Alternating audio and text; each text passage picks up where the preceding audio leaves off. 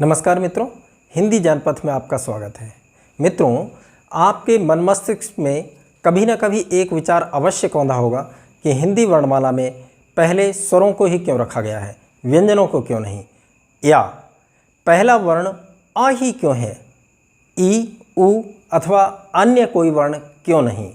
आपका यह विचार निराधार नहीं है, आपकी शंका तर्कसंगत है, क्योंकि हिंदी वर्णमाला इतनी सुव्यवस्थित और वैज्ञानिक वर्णमाला है जिसके पास हर तर्क का अपना उत्तर है। देखिए, स्वरों को पहले वर्णमाला में इसलिए रखा गया है क्योंकि स्वर स्वतंत्र ध्वनियाँ होती हैं, जबकि व्यंजन आश्रित ध्वनियाँ हैं।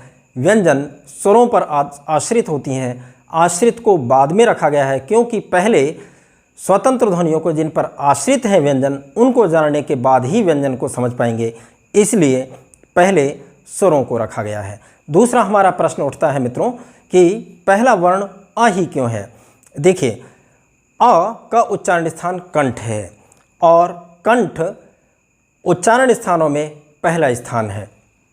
देखिए, जब हम बोलते हैं, बोलने की प्रक्रिया वैसे तो बड़ी सामान्य मालूम पड़ती है, किंतु ये अगर ध्यान देंगे हम तो इसमें हमारे अंगों के, हमारे जो उच्चारण स्थान हैं उनके अनेक प्रयत्न शामिल होते हैं, किंतु निरंतर अभ्यास के कारण बचपन से बोलते आ रहे हैं, इसलिए हमें ये चीज़ें आभास नहीं होता है इनका।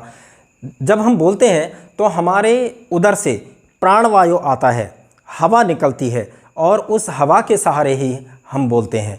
अगर आप चाहें कि प्राणवायु ना निकालें, हवा ना निकले मुख से और आप बोल सकें, ये संभव नहीं है। अगर लगता है आपको तो बोलकर इसका अभ्यास करके इसे आजमा सकते हैं।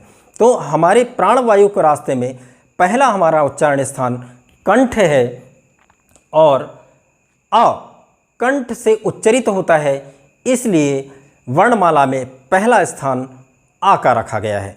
और दूसरे स्थान पर तालु आता है। तालु ई तालु से उच्चरित होती है, इसलिए आ के बाद ई का स्थान है। तीसरा स्थान है मूर्धा री मूर्धा से उत्पन्न होती है, मूर्धा से उच्चरित होती है। अब यहाँ पर एक शंका ये आती होगी कि री ऊ से पहले आनी चाहिए, क्योंकि ऊ का स्थान ओष्ठ है जो कि री के बाद में है। तो इसका उत्तर ये है कि आ, ई और ऊ, इन तीनों वर्णों के 18 भेद होते हैं। व्याकरण सम्मत 18 भेद हैं।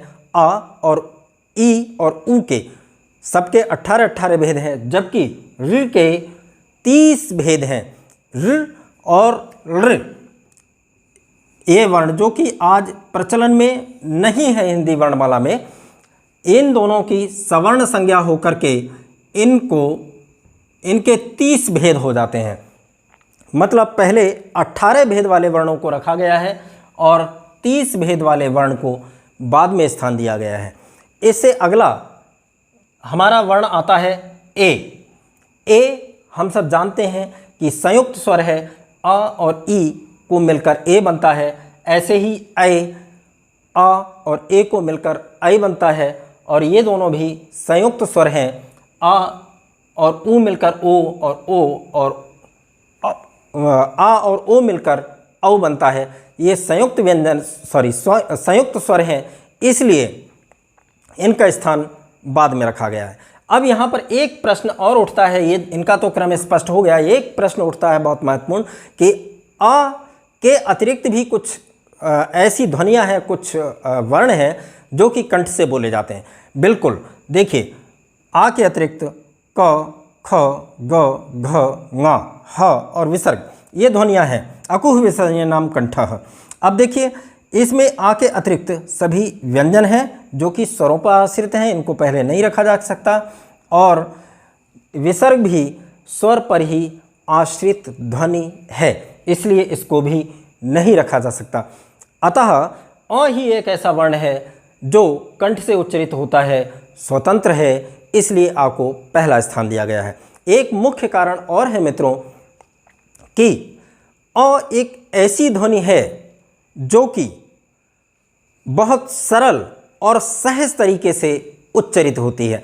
आप पूरी वर्णमाला देख लीजिए, पूरी वर्णमाला के प्रत्येक वर्ण को बोलकर आप उच्चारण करके देख लीजिए, जितनी सहजता और सरलता से अ की ध्वनि हमारे मुख से निकलती है, इतनी सहजता और सरलता से और कोई ध्वनि नहीं निकलती है। सर्वाधिक सहज और सरल ध्वनि है। और उच्चारण स्थानों के रास्ते में जैसे ही हमारा प्राणवायु बाहर आता है तो पहला स्थान कंठ है और यहीं से आ का उच्चारण होता है। ये दो मुख्य कारण अ के पहला वर्ण होने के हैं। मित्रों, आशा है कि आपकी शंका का समाधान हो गया होगा, आपके तर्क का जवाब मिल गया होगा। बहुत बहुत धन्यवाद।